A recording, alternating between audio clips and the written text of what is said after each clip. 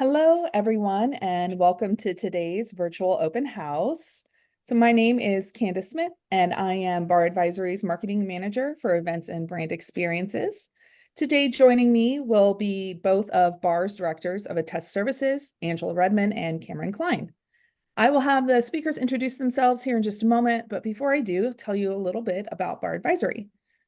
So BARR is a cloud-based security and compliance solutions provider specializing in cybersecurity consulting and compliance for companies with high-value information in cloud environments like AWS, Microsoft Azure, and Google Cloud Platform. A trusted advisor to some of the fastest-growing cloud-based organizations around the globe, BARR simplifies compliance across multiple regulatory and customer requirements in highly regulated industries, including technology, financial services, healthcare, and government. So Angela, why don't you go ahead and introduce yourself and provide some of your background? Sure. Thank you, Candace. So as Candace mentioned, my name's Angela Redman, and I'm one of the directors here at BARR Advisory. And on the ISO side, I have a variety of different experiences in the ISO world. I'm an ISO lead auditor and an ISO lead implementer, and I've been a part of many different ISO engagements here at BARR. I'm located in the Washington, D.C. area. Awesome. And Cameron, can you tell us a little bit about yourself? Yeah, thanks, Candace. My name is Cameron Klein. I'm also director of test services here at BARR. And similar to Angela, I have a lot of experience with ISO lead auditor. Um, Angela and I also serve as the certification decision makers within the ISO practice. And we're just really excited to be here and help answer any of the questions you may have and go over some frequently asked questions. So really excited. Wonderful. Well, thank you both for a little bit of a background about yourselves.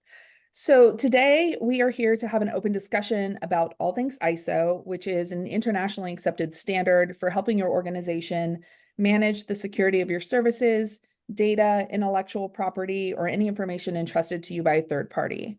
Obtaining a certification to ISO standards is a highly valuable way to differentiate your organization as it demonstrates your compliance with industry standards and your commitment to keeping information secure. So I hope you brought some questions. But before we do, let's find out a little bit about all of you. I am going to launch a poll here in a second, as soon as I can get my poll feature. All right. And so you should see a question be popping up right now. It says, what level of exposure have you had to ISO 27001 standards?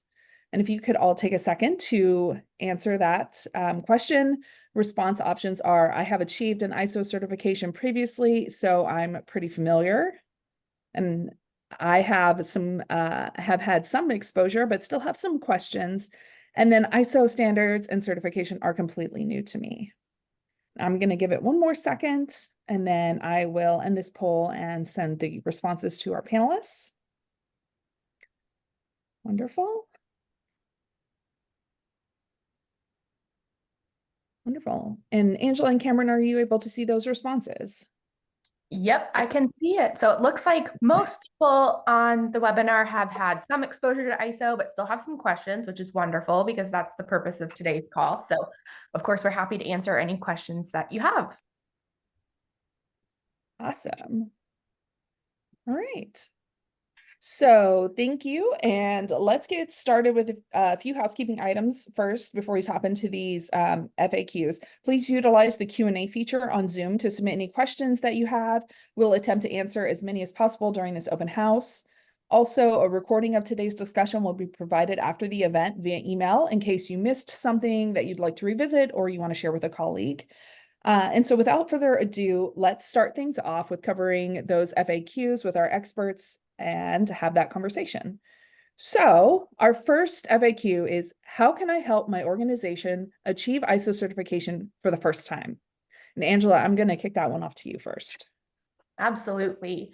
So if you are interested in learning more about ISO, or you just want your organization to achieve ISO certification, the best place to start is going to be purchasing and reviewing ISO 27001 and ISO 27002 standards if you haven't done so already.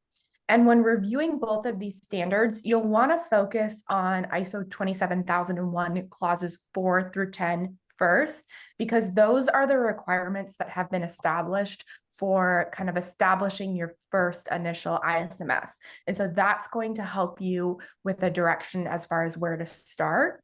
And then ISO 27002 and also ISO 27001 will also contain the Annex A controls, which are a list of suggested controls that you'll want to consider implementing as you are establishing your ISMS. So a key part of establishing your ISMS is going to be scoping. So you'll want to work with your organization to understand what is going to be in scope for the ISMS, because when your ISO auditors come in to do your certification, that's going to be the first question they ask you is what's in scope.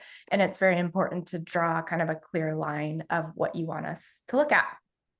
Another great suggestion would be the ISO 27001 lead implementer course, especially for people who are brand new to the ISO 27001 series. That will take the standards kind of from end to end and teach you best practices for implementing an ISMS at your organization. Awesome. Cameron, do you have any additional color you'd like to add there? Angela, I think you hit the nail on the head with how to get started. Perfect. So the next FAQ, what are the ISO requirements and options I have for my organization's specific needs? And Angela, I think we're going to have you do this one as well. Absolutely. So at BARR, we issue what's called an accredited certification to two different standards. So you have the option of ISO 27001, which is an information security-based standard. Also ISO 27701. In order to do ISO 27701, which is a privacy standard, you have to do ISO 27001. But you don't need to do ISO 27701 to do 27001, if that makes sense. So 27001 is kind of your first layer. 27701 is a privacy add-on if your organization would like to pursue that.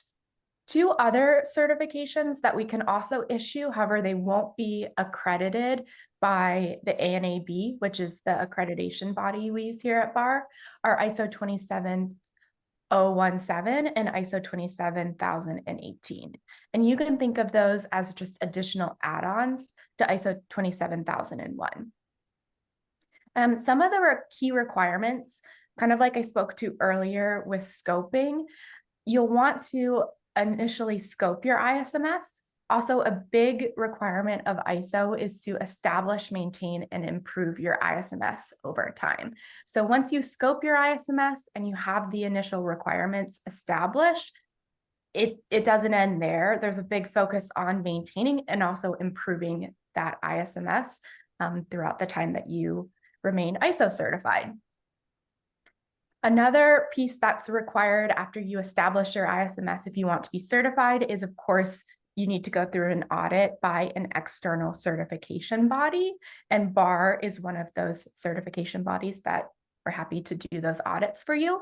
So that will occur, and then after you become certified, you're going to be required to undergo annual surveillance audits, and that's where we'll come in and just make sure that you've kind of maintained and improved everything.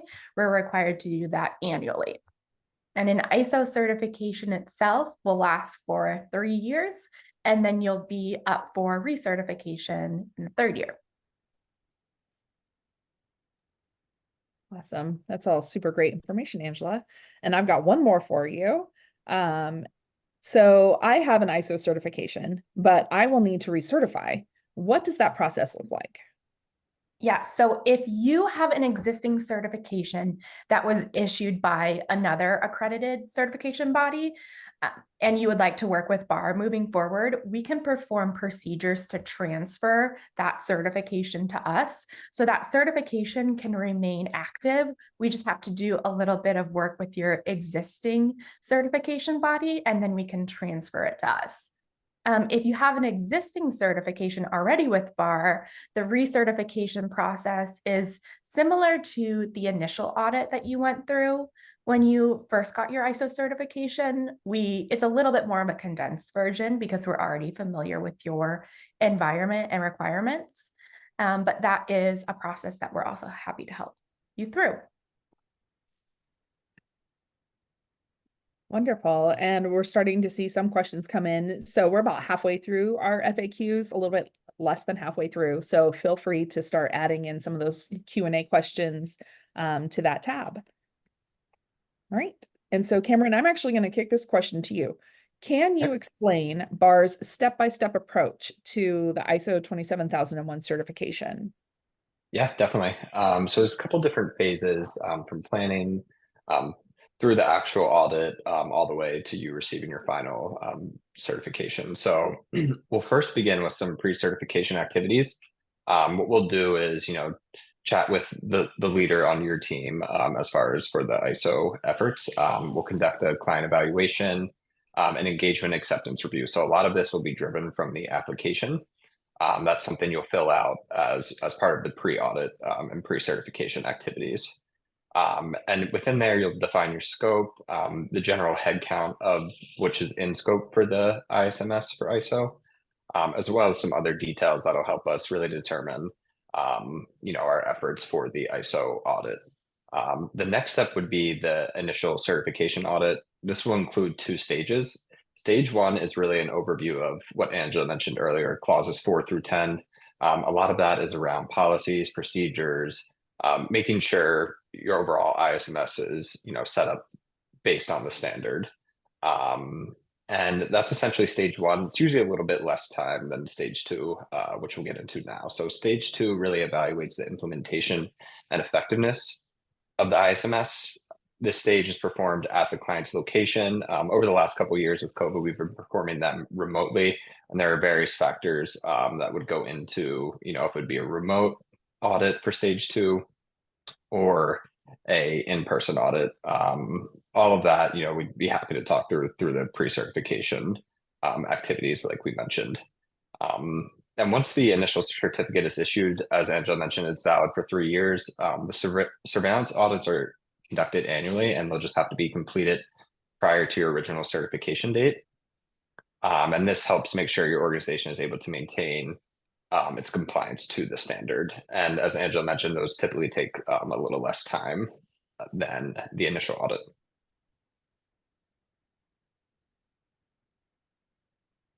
Wonderful. And so I've got a hot topic, I feel like right now. So what are the major changes from the ISO 27001 2013 and the ISO 27001 2022? And so Angela, if you could walk us through that. Yes, so this is definitely, as Candace mentioned, a hot topic, and you'll see a lot of articles about this on LinkedIn if you follow ISO related content, or just in general blogs and things like that. So for the ISO standards, they are reviewed at least once every 5 years by ISO, and that's just to make sure that they are still relevant and to see if they can be improved at all. So the standards are updated, and recently a new version of the standard, ISO 27001, was issued. So now the 2022 version is the most current version of the standard. And there were some changes from the 2013 to the 2022 version, and the changes can really be broken down into 2 different parts. So the first would be changes to the management system clauses, which would be those clauses 4 through 10 that I mentioned earlier. And the second would be changes to the Annex A technical controls. So the changes to the management system clauses, those were overall pretty minor. The biggest change would be around just defining processes and their interactions. ISO wants to see those defined more as part of your ISMS documentation.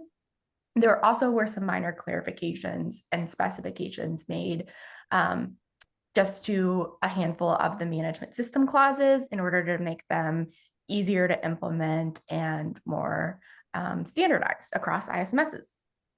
And then the changes to the Annex A controls themselves were moderate in nature. And just this kind of a summary of what those changes looked like. So organizationally, there used to be 14 families of Annex A controls in the 2013 version. Now they've kind of condensed those families to focus all of the controls into 4 themes. And this was really just to simplify the standard and make it more digestible. Most of the controls themselves have really stayed the same, or they've just been renamed. Another aspect of the standard that changed is another group of the controls were merged just to reduce the total number of controls, but the requirements within those controls have remained basically the same.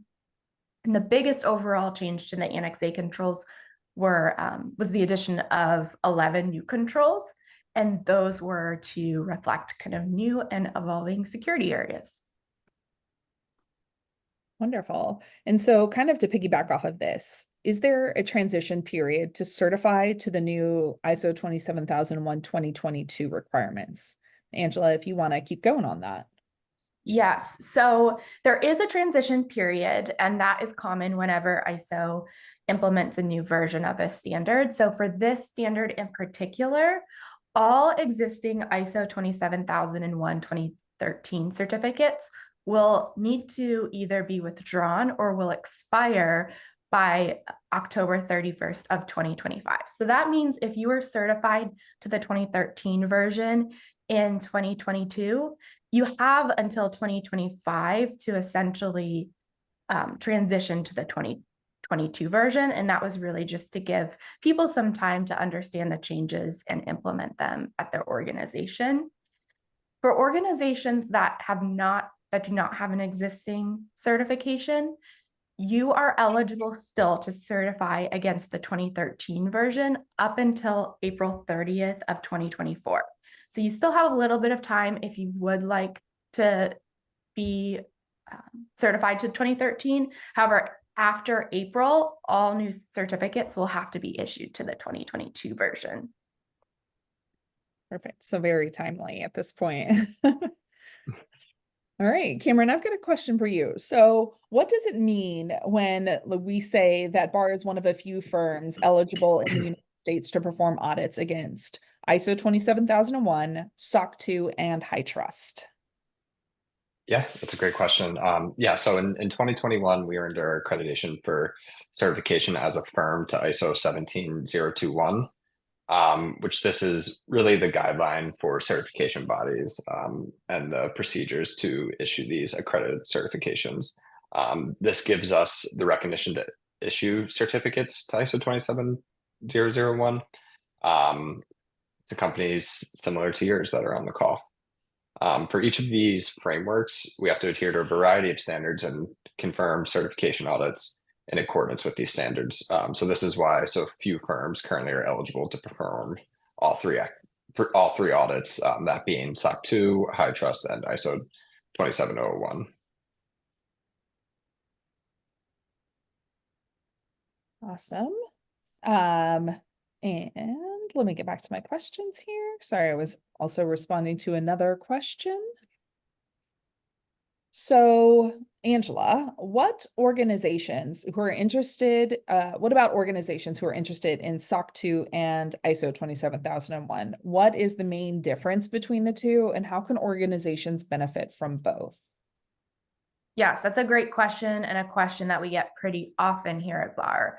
So while these two frameworks cover similar topics, one big difference between ISO and SOC assessments is that certain standards can be certified under the ISO 27000 in series, while SOC 2 audits result in an attestation report rather than a certification. So for ISO, you're talking about being certified. With SOC 2, it's not a certification, it's more of an attestation report. So I always like to make that distinguishment. Additionally, ISO 27001 is an internationally accepted standard. So it is great for organizations who serve clients abroad, while SOC 2 uses the US-based AICPA trust services criteria to meet the needs of a broad range of users. So just a little bit different aspects there.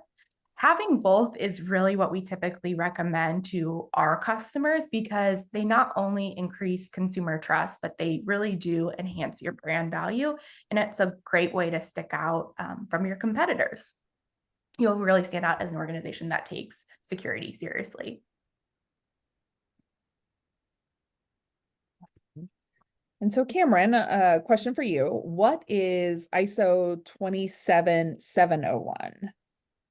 Yeah, another great question. Another question we receive a lot from our prospective and current clients. So ISO 27701 was released in August 2019, and it's really just an extension of 27001. It outlines requirements for establishing, implementing, maintaining, and continuously improving an organization's privacy information management system. So again, similar to 27001, it's internationally accepted standard and essential for organizations that process PII or personally identifiable information. So 27701 was developed to provide guidance for organizations complying with privacy regulations. The big one that we see is GDPR when it comes to privacy regulations. So this maps very well to GDPR requirements. And a lot of orgs will use 27701 to kind of help attest to GDPR requirements. Wonderful. Is there any additional information or background you want to provide on how ISO 27001 and ISO 27701 relate to each other? Yep. Yeah, so as you mentioned a little bit ago, this is an extension of 27001. So you are required to have 27001 before you can, or in tandem, you can have 27701 as well. So it's an extension. You'll have to have a 27701 certificate or certification as part of the 27701 certification process. Awesome. And so this is really the bulk of the frequently asked questions that we get here at BARR when we start talking about ISO. And with that, I think we're going to start going into some of our Q&A specifically from the audience. And we've already got a few questions. And so feel free to continue to add questions as we go through these. And I'm actually going to start from the bottom up with our most recently asked question is, what are the main differences between the stage 1 and stage 2 audits? And I will let you two decide who will be best to answer that. Yeah. Angela, I can take this one if you want to fill in any gaps after my response, if you like. Yeah, so the main differences between stage 1 and stage 2, I like to think of stage 1 as kind of more of like almost like a readiness assessment where we're reviewing your ISMS documentation. So some things along that would be like your scope of the ISMS document, your statement of applicability, which would be you're marking down which Annex A controls are implemented and in scope for your certification. So really just a review of documentation. A big part of stage 1 or two big parts of stage 1 would be your risk assessment and your internal audit. So the internal audit would be what's performed either by a qualified internal resource or an kind of a consultant that's acting as an internal auditor for you. Going through each of the Annex A controls and identifying any gaps, tracking those findings, and creating kind of corrective action plans for those findings as part of the internal audit. So during stage 1, we'll spend a lot of time reviewing documentation. It may not be like as technical of controls, I would say.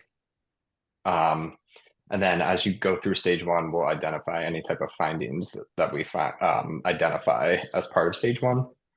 And then moving into stage 2, I would consider these a little bit more of like your standard like technical controls that you see. So that will be things around encryption, access provisioning, access review, termination, change management type controls. Some controls that some people on the call may be familiar with that would be in, they map very closely to like a SOC 2 control. So I would say those are the main differences. Also, stage 2 will be a little bit lengthier because there'll be more items to cover and Annex A controls to cover during that period. Angela, I don't know if you have anything else to add around the major differences. I think you covered it very well. Nothing else to add. Great. So I will take it to our next question. And can you recommend any professional entities that offer the lead implementer course? Yeah, that's a great question. So we have several people here at BARR that have the lead implementer certification, and BSI is a great organization and one that we often use. IT governance is another one as well that would be great to look into. Those are the big two that stick out from my perspective. I don't know, Cam, if you have any additional ones to add.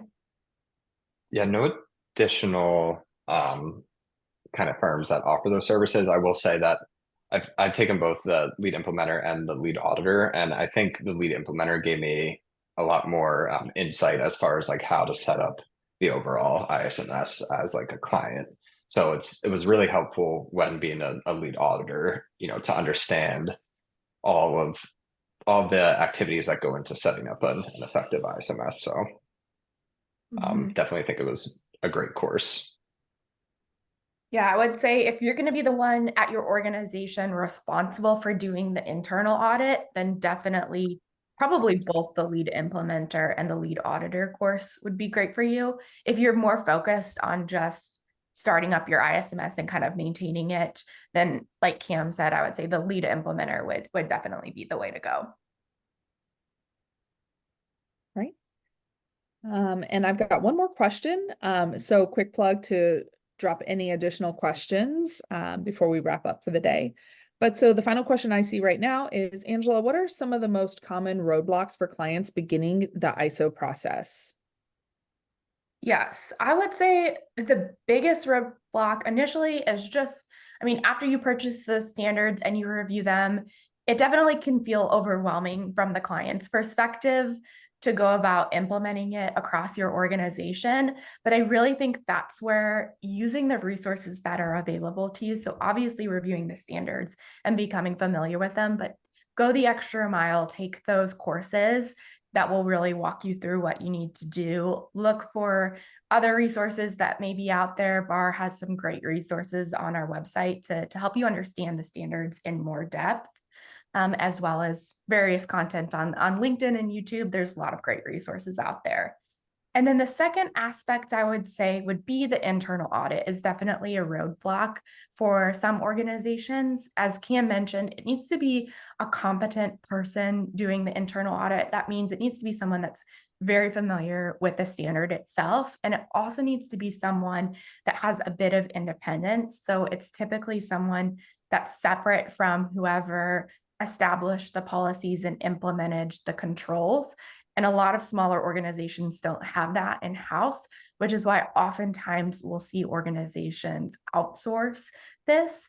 And we have some great recommendations of partners that can help you if you're looking for kind of an external third party to do your internal audit.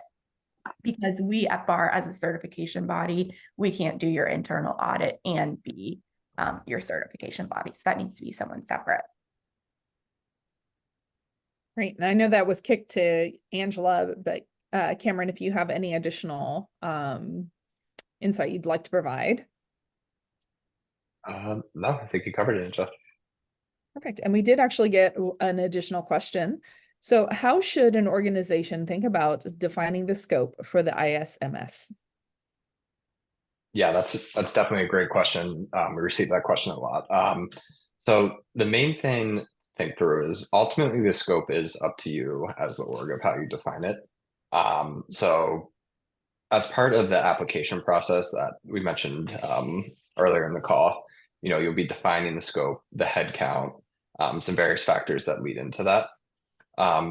So it's really, when you think about it from like a department perspective, like which departments are responsible for the ISMS, which are in scope. A lot of times, some of our clients will scope out certain departments that may not be included within the ISMS. So that could be departments, such as like the sales function may not be included. Maybe some type of like web developers that don't necessarily have access to your, confidential data or things along those lines.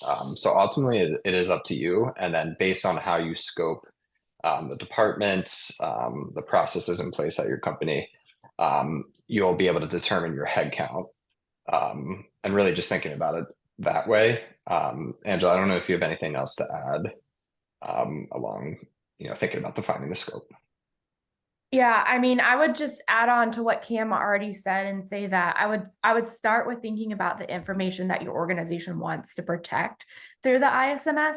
Start there and then think about all of the people or departments that touch that information and use that to kind of branch out to determine what your scope is. If you have a department that is unrelated to that information, doesn't really impact it, then scoping it out would be a recommendation that we would have.